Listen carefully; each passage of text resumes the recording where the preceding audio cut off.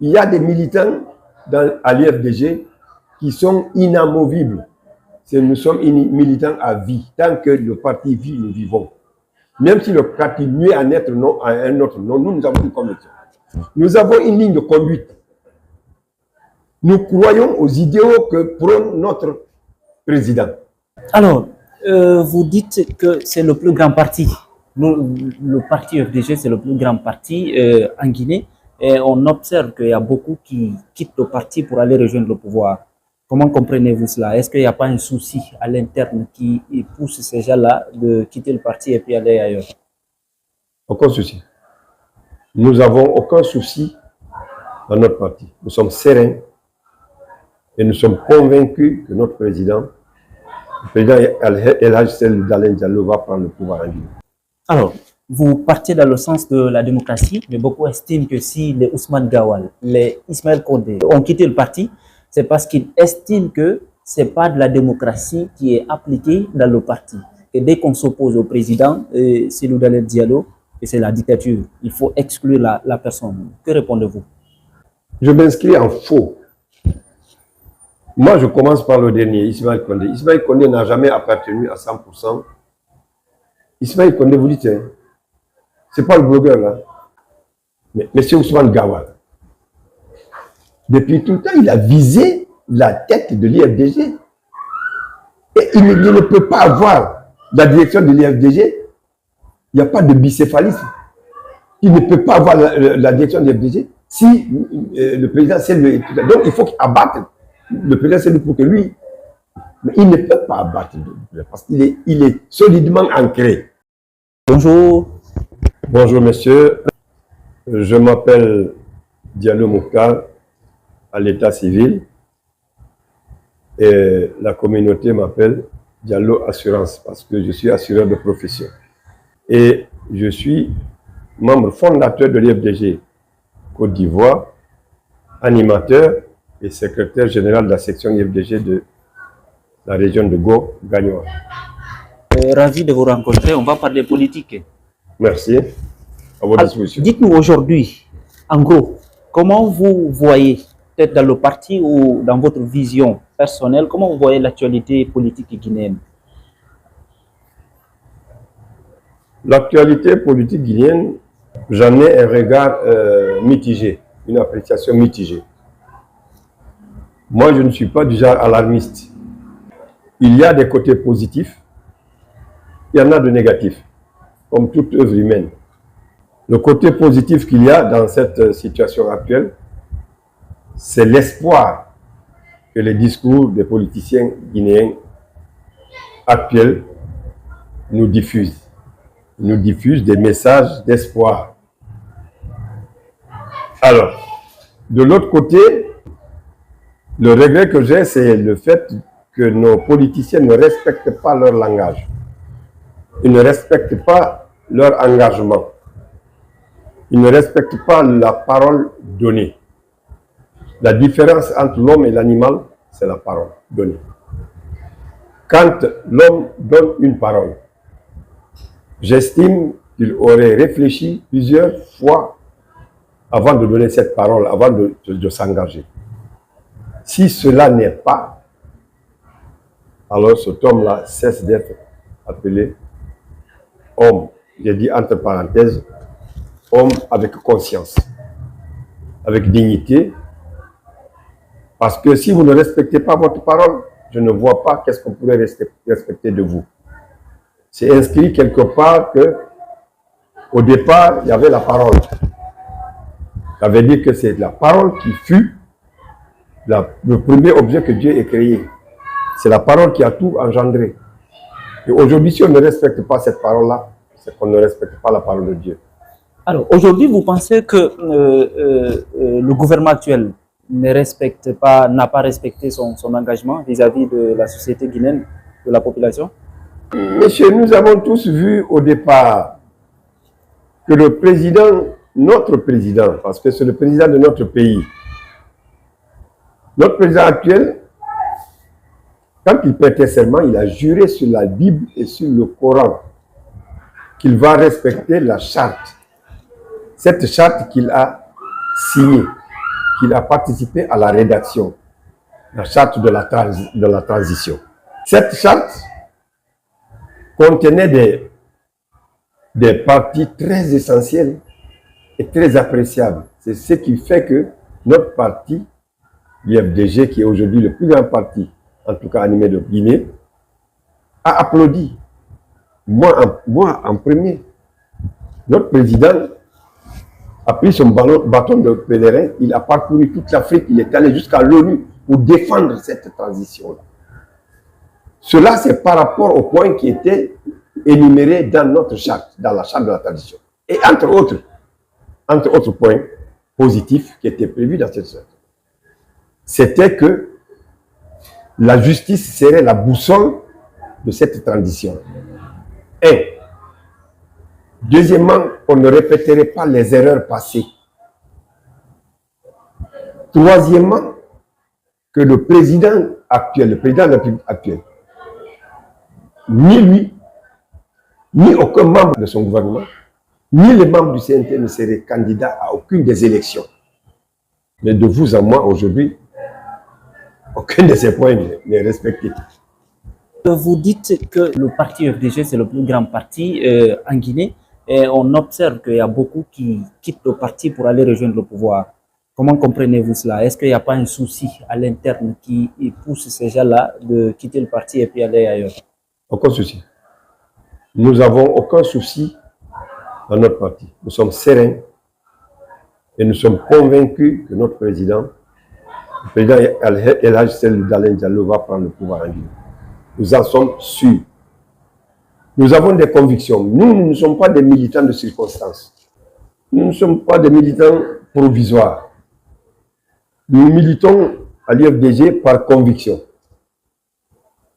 Ceux qui quittent le parti, ils ont pas raison. Ce n'est pas parce qu'ils ont été frustrés pour quoi que ce soit. Mais cela arrive en politique, ce n'est pas à l'IFDG seulement. Autant il y en a qui démissionnent de l'IFDG, autant il y en a qui adhèrent. Même samedi passé, il y a une trentaine de militants du parti qui était au pouvoir, RPG, qui sont venus adhérer chez nous, publiquement. N'est-ce pas? Donc, cette mutation-là, elle est générale. Aussi bien en Guinée, en Côte d'Ivoire que ailleurs, même en France, il y a toujours des dissidences. Mais cela n'affecte pas la conviction des militants aguerris, des militants convaincus du parti que nous sommes. Il y a des militants à l'IFDG qui sont inamovibles. Nous sommes militants à vie. Tant que le parti vit, nous vivons. Même si le parti nuit à un autre nom, nous avons une conviction. Nous avons une ligne de conduite.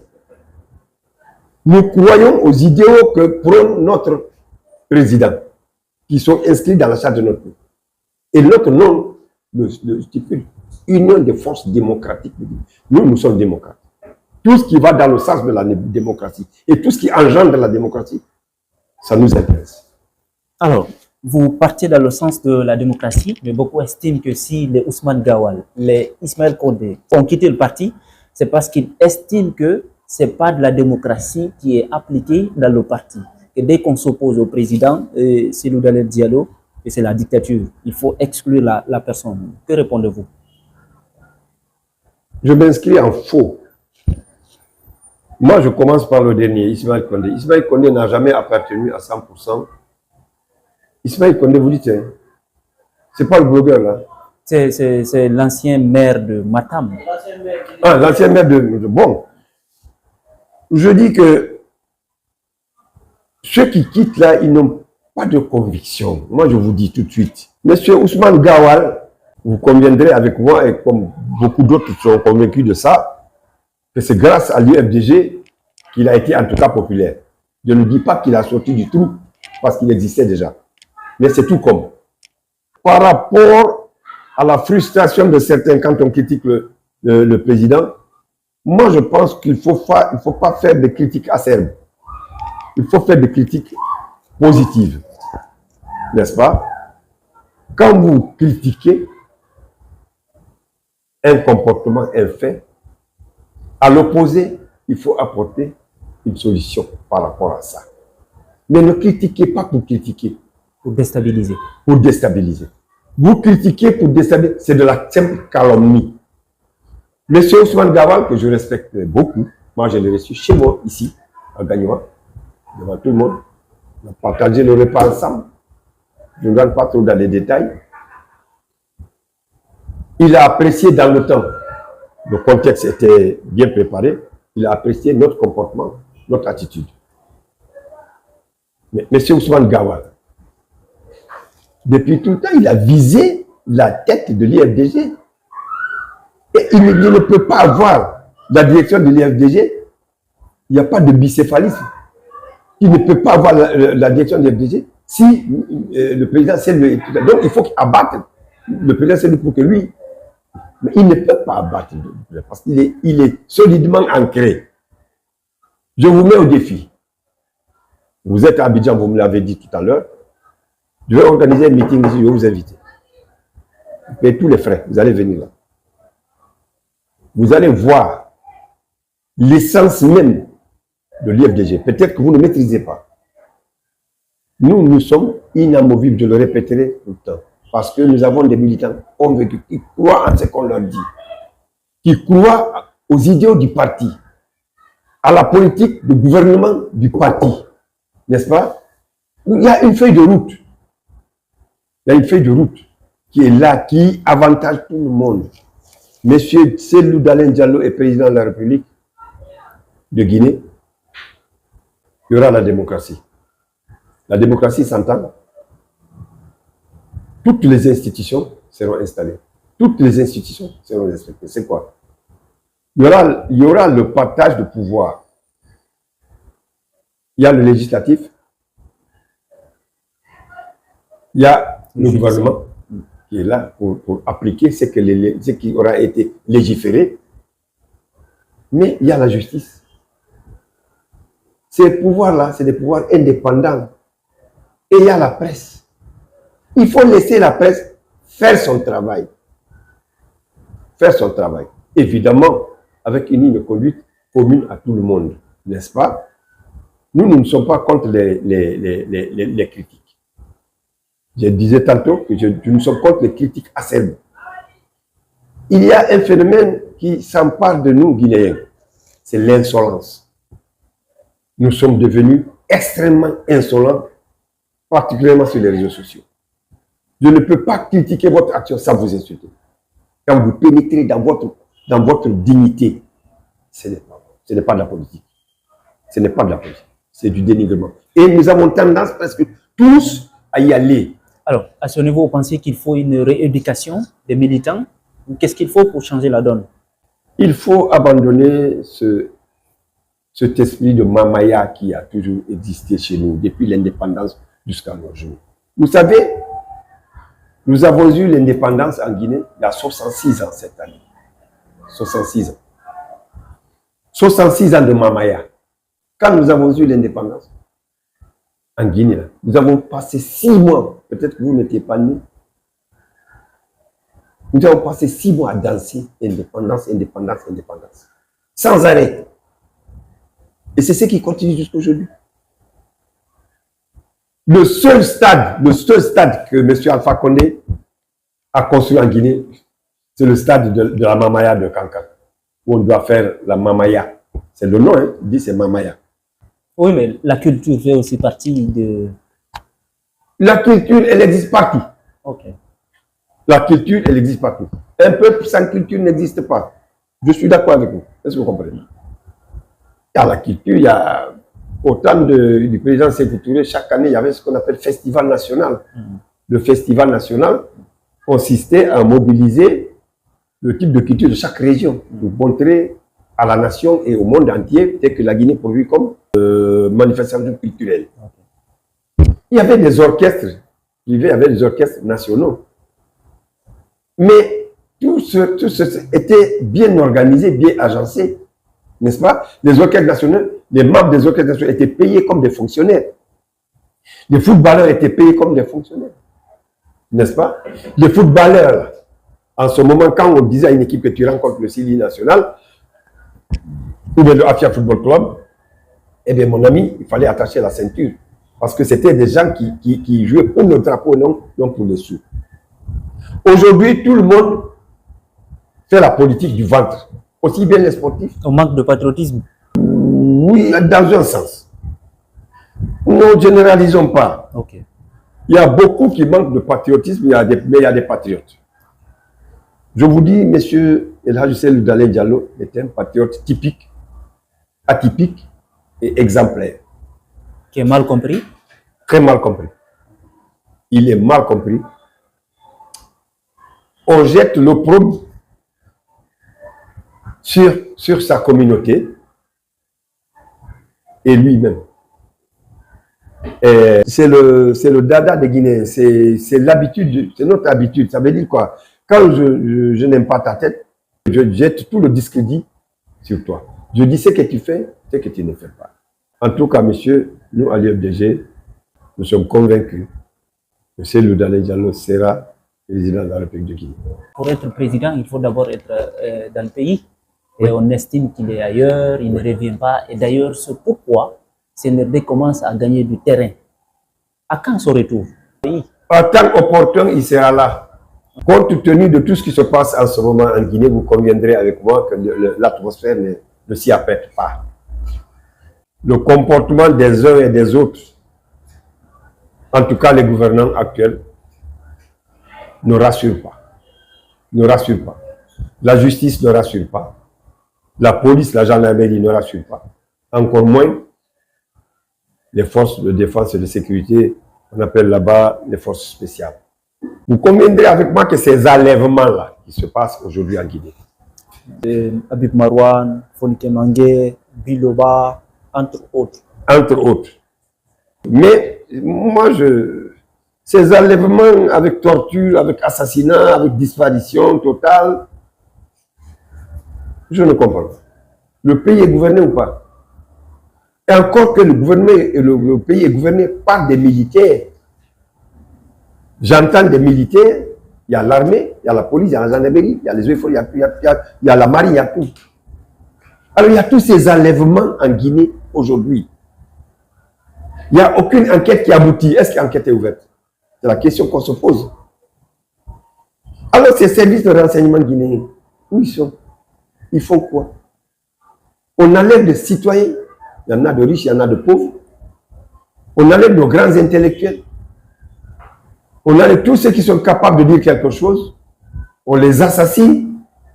Ils disparaissent. Et le gouvernement dit, par la bouche de son porte-parole, qu'un adulte peut disparaître. C'est son choix. Imagine. Un adulte peut disparaître. Moi, je n'en ai jamais entendu. J'ai 72 ans cette année. Je n'ai jamais entendu qu'un adulte puisse choisir de disparaître. C'est de la bouche de M. Ousmane Gawal seulement que j'ai entendu ça. Ça n'engage que lui. Mais ça engage le gouvernement. Parce que c'est le porte-parole du gouvernement. Alors, le gouvernement dit, de par ce porte-parole, qu'un citoyen peut disparaître. Mais fondamentalement, le gouvernement doit pouvoir savoir d'où viennent ces idées de disparition. S'ils ne peuvent pas physiquement prendre ceux qui enlèvent, mais doivent combattre cette idée-là, parce que c'est des citoyens souvent utiles à toute la Guinée qui sont en train de disparaître. Et M. Aliouba disparaît. C'est un monument qui disparaît pour la Guinée.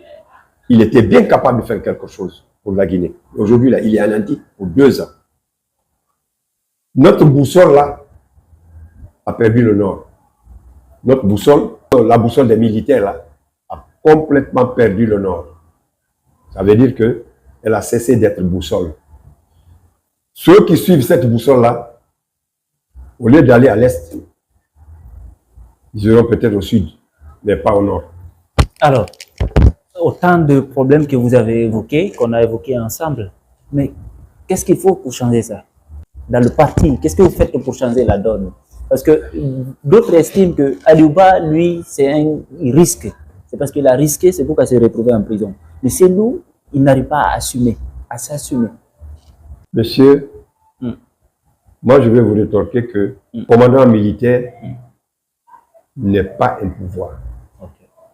Le pouvoir militaire, ce n'est pas un pouvoir, c'est la simple dictature. Et vous conviendrez avec moi aujourd'hui qu'à l'heure actuelle en Guinée, Personne ne peut s'opposer aux militaires parce qu'ils ont les armes. Ils ont la gâchette facile. Vous et moi ne pouvons pas dénombrer le nombre de morts depuis que ces militaires sont au pouvoir. On avait décrié combien de morts au temps d'Alpha Condé, 150, 160. Dadis Camara, 157 personnes. Mais le pouvoir actuel en dépasse beaucoup. Le CRF Kazéré Corée avant-hier.